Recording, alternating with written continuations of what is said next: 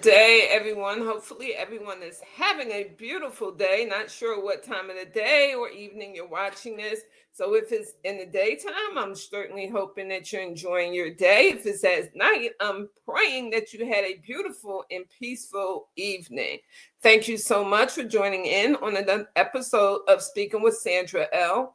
It's all about the patient experience. As I stated before, we came on to Dr. Sammika, who is our lovely guest today.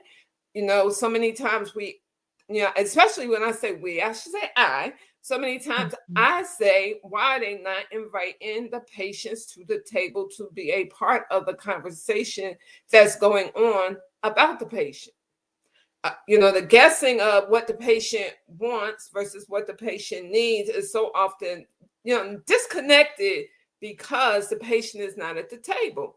And I started thinking and saying, why don't we create our own table and have those that be, the powers that be, say, you know what, we love what you're doing, and we want to we want to make sure that we're doing what we need to do so that the patient can experience the most optimal healthcare. And so I said, let's start Speaking with Sandra L., which is under the MEDI-HELPZ Foundation umbrella. And so today, and Sammika, Dr. Sammika, if I'm saying your name wrong, please stop me and correct me, okay? No, you have it correct. Today, we're going to turn that focus on the neurodivergent patient.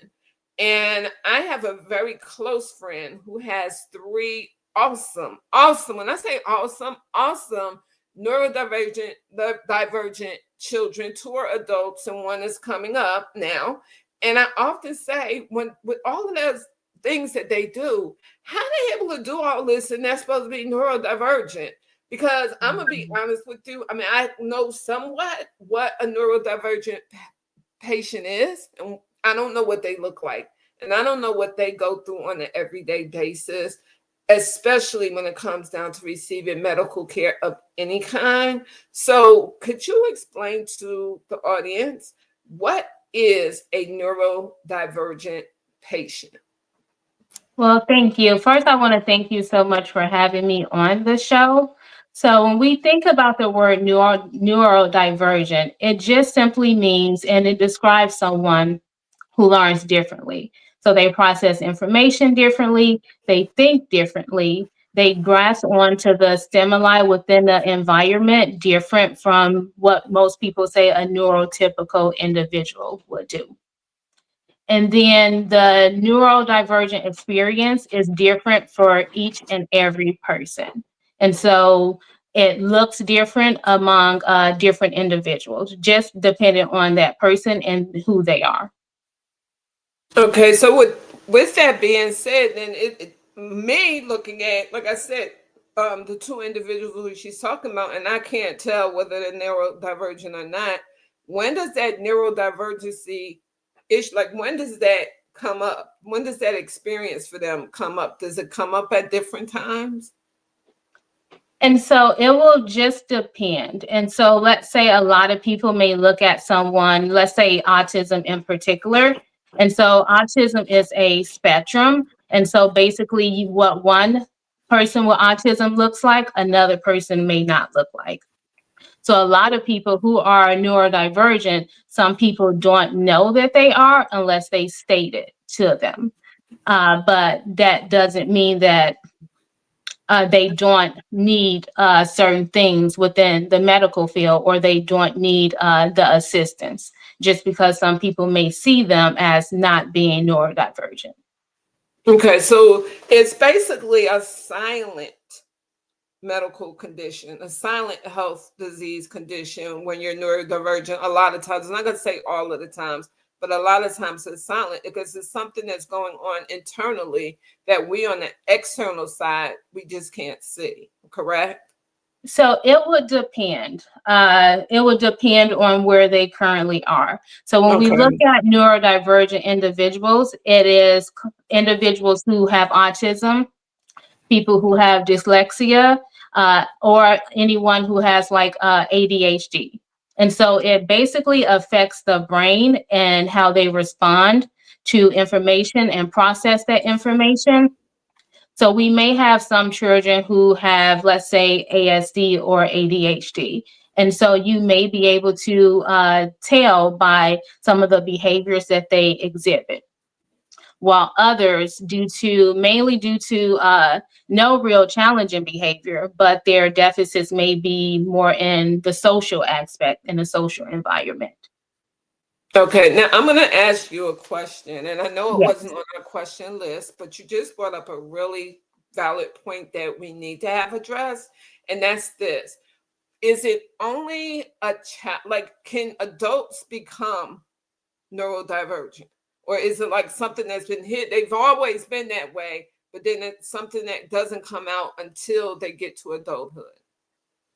That is an amazing question. I just had this conversation with someone a few days ago. And so when I was growing up, my experience, I had an uncle who was neurodivergent. I had no idea anything about his condition because it often wasn't talked about and it wasn't addressed in certain communities. And then we still have individuals who, when they were younger, maybe they weren't assessed, or maybe the parents did bring up things to the doctors and the doctors didn't go forward with that assessment. And then in adulthood, as we have more research and some doctors are going to assist a little more, now they're being assessed and then their needs are being taken care of. But a lot of the times you may run into doctors to where you're telling them some of the issues that you are facing and they're brushing it off. And so they're not performing those proper tests. They're not giving you based on the whole person. And so there Okay. are some adults who possibly had different conditions when they were younger and now didn't know it at that time. Their parents didn't know it. They knew something was a little different, but they didn't know what it classified as. I actually had a friend of mine who went through his entire life and wasn't diagnosed until he was in college because a teacher pulled him to the side after school and talked to him about what she was noticing. And so that's also important because there are times where educators who can also see different things and step in and try to make assist. Okay, I thank you so much. Yes, because I mean, and that happens a lot. It happens a lot with everyone, regardless of their culture, but Mhm. especially within our culture, Yes. because so many times we're being pushed over and not looked at Mhm. for things that are going on simply because it's easier. And once again, the mission of this podcast is to let patients know, use your voice. It's the most powerful Yes. tool you have. So if you know you're going through now, I mean, of course, if you're an adult now, it's too late to say, okay, well, when you was a kid, but even now, if you are noticing something within yourself and Mhm. noticing something or someone mentions something to you, take the time to actually have the doctor address that with you. Don't keep letting them push things off. They shouldn't be pushed off because it impacts you. And bringing in the family history part of this, it impacts you. And what it doesn't impact to you is it impacts your family. So if you Yes. don't check these things early enough, your kids, your grandkids, your great great grandkids, whoever is in your family, it has an opportunity to really negate any progress that's made, because especially when it Mhm. comes to medical care. Because you'll be looked at and say, oh, that's a non-compliant patient. That patient is not following what they're supposed to be following. And it's not that, it's that internally and sometimes Yes. externally, you have some things going on that are just not being addressed. And I say it all the time, if there's nobody coming to save our community, absolutely, positively Mhm. not. So if We you, have to do it. right, we have to do the work. And that work means this here, we need to use it. We need to speak up. We need to speak often. And I say speak loud. And when I say speak loud, I'm not talking about speaking like going in there egotistical, like you want to rant and you got to yell and scream. That's not what I mean. What I mean is speaking loud enough and with your own precision so that they understand that, hey, I'm not here to play. I'm here to take care of my business. So I thank Mhm. you so much for addressing that point with me. Now, the other question I have for you is this. what makes you what drives you to help the neurodivergent patient? Like, what's the must for you or the mission for you? So, my mission, I will share a little bit more about my backstory. So, I do have an uncle I mentioned who is neurodivergent. When I was younger, I had a seizure and I lost the ability to talk. And so, going in school in that process, someone reached out and they were able to help me to be able to speak how I'm speaking today. And so, I wanted to make an impact, not just an impact on me, but the impact on of lives of other people. And then as I'm helping them, I'm also helping their families. One of the things that you mentioned earlier was the fact that a lot of, especially in our culture, a lot of our children are diagnosed with different things at a later age because a lot of doctors don't hear out what the parents are saying. They just brush it off as it being something else. And so I want to educate the community and ensure that our voices are also heard and that we are advocating for those. A lot of the kids that I work with or adults, they are non-verbal. And so what that means, they don't have those vocal skills to communicate. Some may use sign language. Some may use a communication device. And so, but I want to ensure that I am helping them to not just advocate for themselves, but also their families to advocate for them too. And you know what? And I so appreciate what you just said, because what you just said goes to another one of my mottos that many people, I would say all people that talk to me when it comes down to patients on any level doing anything is this: each one, teach one, reach one. If that person hadn't taught you, you wouldn't be able to reach someone else. So you're taking that each one, teach one motto that we so often hear, that we don't push far enough because we drop off the reach one. We should be each one, teach one, reach one. And in so doing, that empowers more patients, it empowers more caregivers, the internal network, that support network that's so important to patients. It empowers them, it encourages them, it causes them to be educated about what's going on. But if all we doing is each one teach one, okay, what you want to do once you get taught, what you doing with that? Mhm. Right? Yeah. That gift that you've given because you're taught how to do something, that's a God given gift. None of us are giving gifts just to sit and hold on to it. We are Mhm. all giving gifts to share, which is why I'm thankful again to you that you didn't say, okay, well, I was taught how to talk. I ain't worried about nobody else.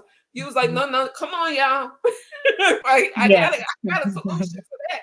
And like you said, some can't talk. I mean, some cannot talk for various reasons.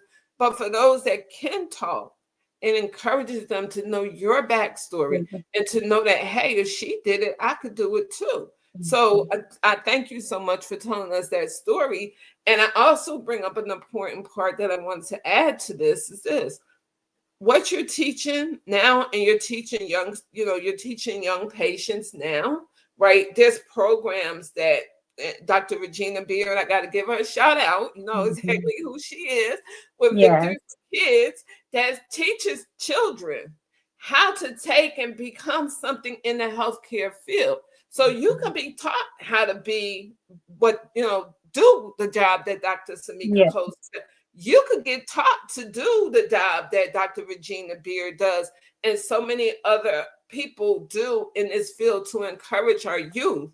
Because when our youth are encouraged, they can encourage their peers.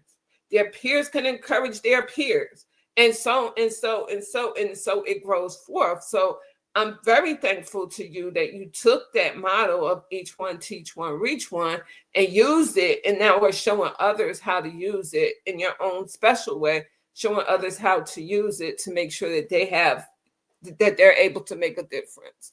Now, I do want to ask you another question, and that's this: what are, can you give us like two stories of patients, one good story and one not so good story of a patient, a neurodivergent patient that and you, because of HIPAA, I'm not expecting you to say any Yeah. names, so if you could just give us an example of, say, a good story and a bad story of a patient that was neurodivergent that went to the doctor's office or emergency room, urgent care, hospital to receive services? And so, one of the most difficult things I would say is when families do go in for the assistance for, let's say, emergency care, because there were high magnitude challenging behaviors within a home setting. And they go in and they don't really get that assistance.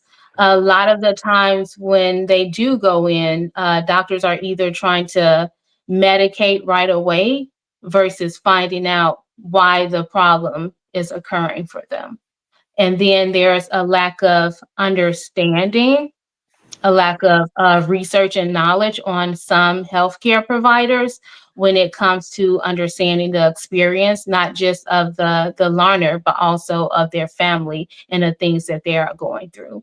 A lot of the time, some of the medication that they give out, let's say one of the clients that I work with, the medication may only work with them for 3 or 4 weeks. And then we're back at this big challenging behavior. And then another situation I would say that will turn out for the better side. I had a client who did go in and get help from the doctor. And that doctor was able to help them to sign up for what's called the PONS list and a medical waiver. And so basically, what that is, there's a wait list typically for it, but that client put their name on that list and they were able to get approved. And so with that approval means that the government will help provide funding so that parents and that family can receive therapy services or they can receive respite care. And so those are two of the experience that I have had with two different clients. Thank you so much for that. Now, I do want to ask you a question because you brought up something that Yes. we all need to know about. So, as far as the financial funding, and we all know right now in this country, we're going Yeah. through a cut across the board. Is that impacting the neurodivergent patients who can get medical waivers and they were previously given medical assistance?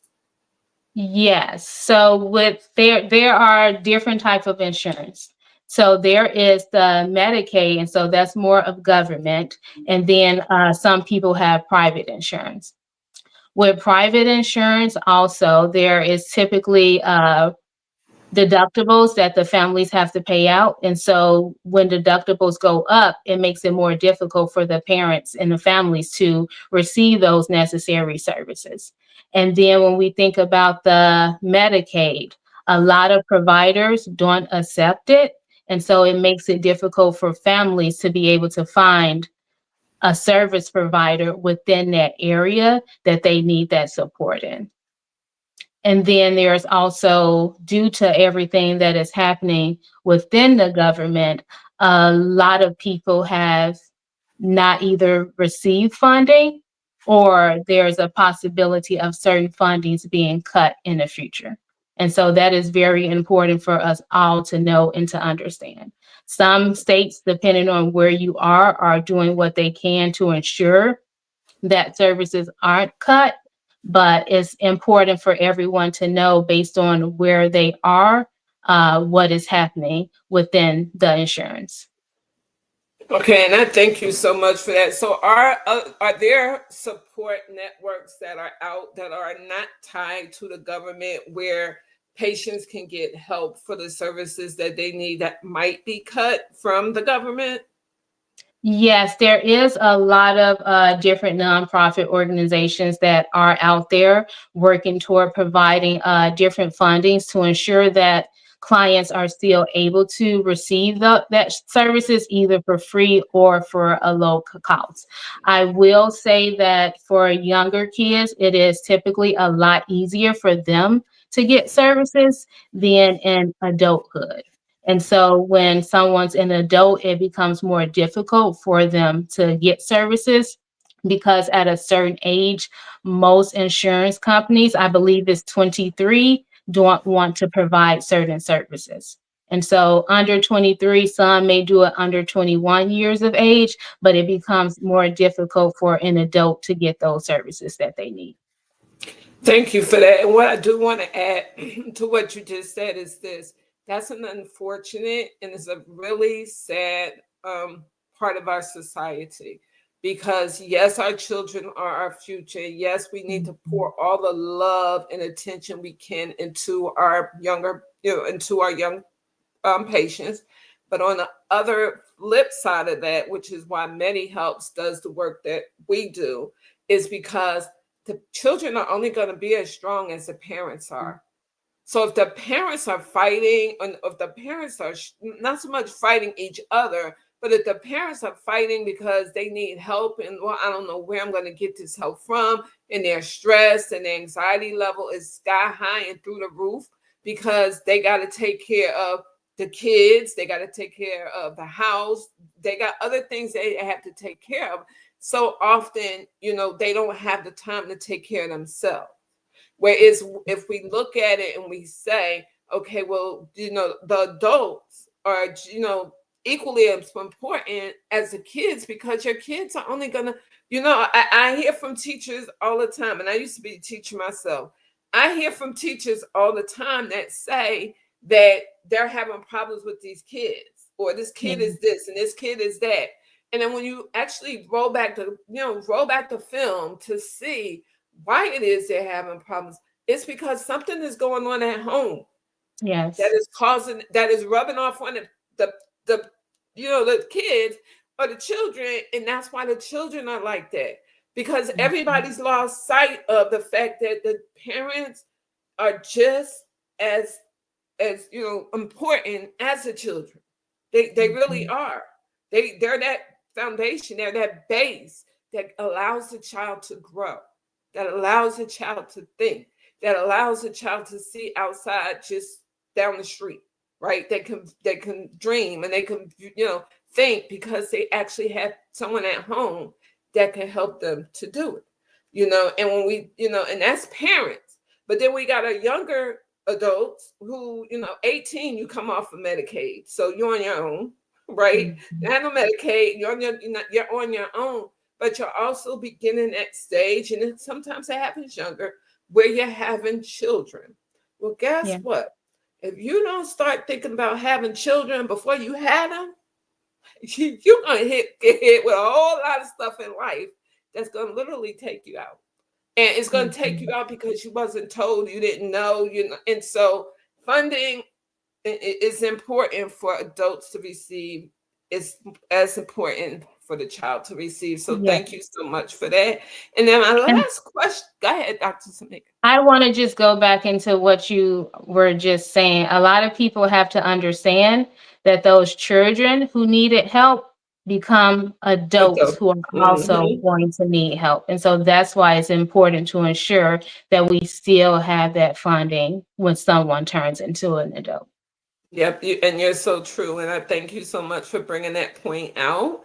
My last question to you for the day is this: tell us about the Dr. Sammika Cosey project, which is called the Cosey Project. Tell us what people can get from the Cosey Project and what exactly it is that you do.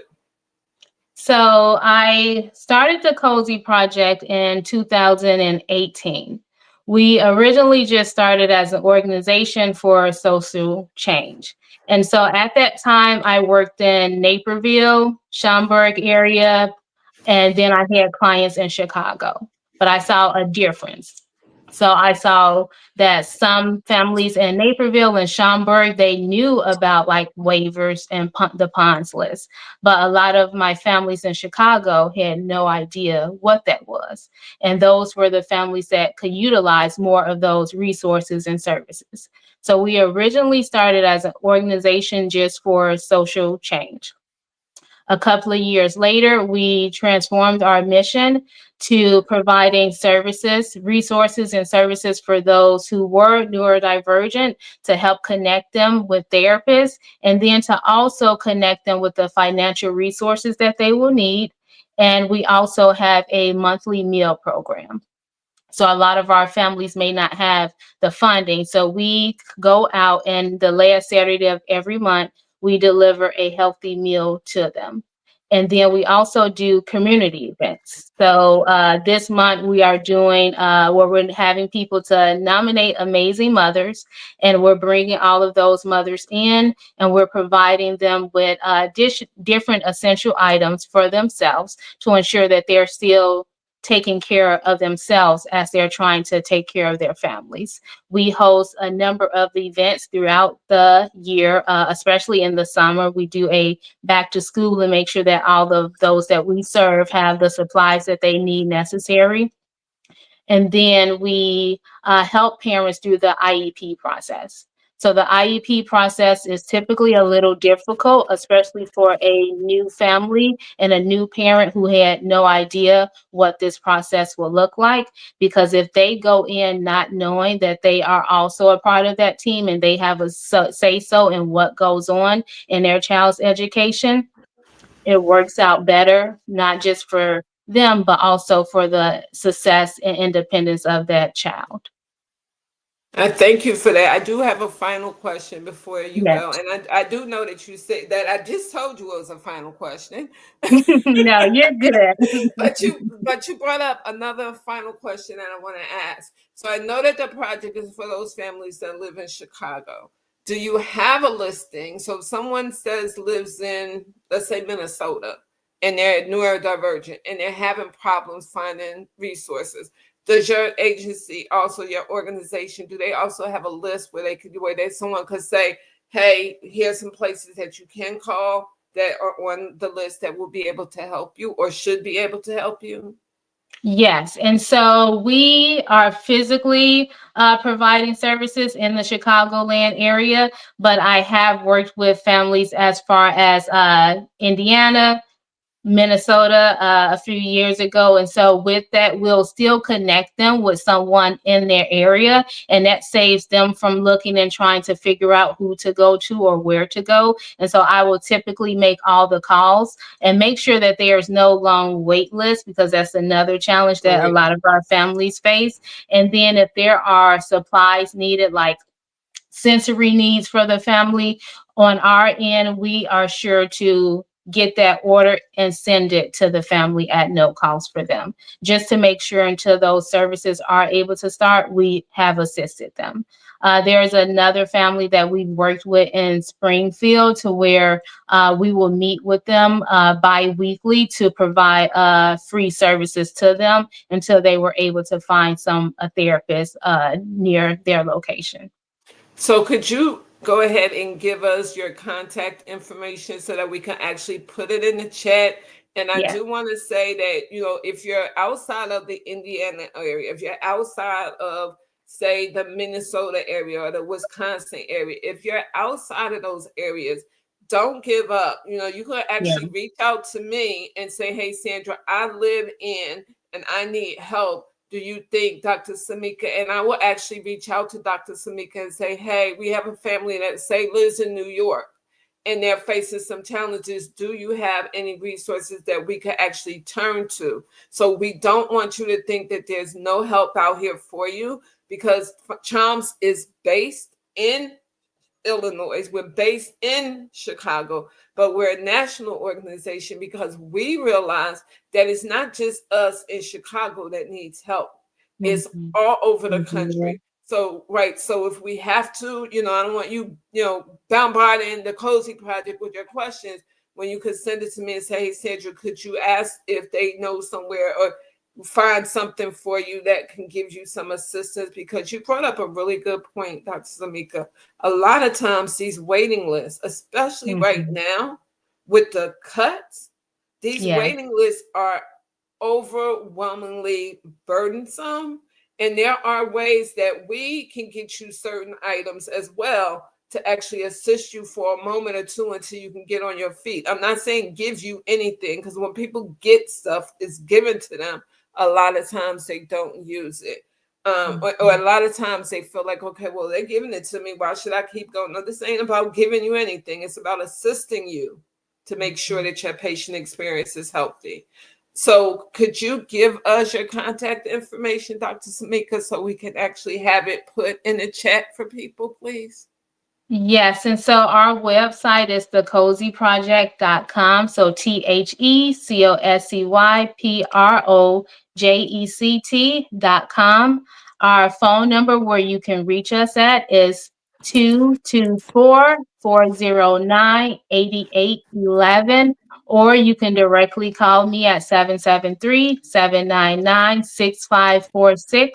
On Facebook, you can find us at the Cozy Project. Just put that in and you should be able to find us. If you send a message to us, we'll typically respond within an hour or so. Okay, so I'm going to ask you to do me a favor, and I Yeah. want you to slow down to do it. Okay. Say your phone number. We have your Facebook. We have your website. Are you only on Facebook? Are you on LinkedIn or any other social media platforms? Yes, so you can find me on Instagram and then also on LinkedIn. You will simply type in my name, Sammika Cosey, Sammika, last name Cosey.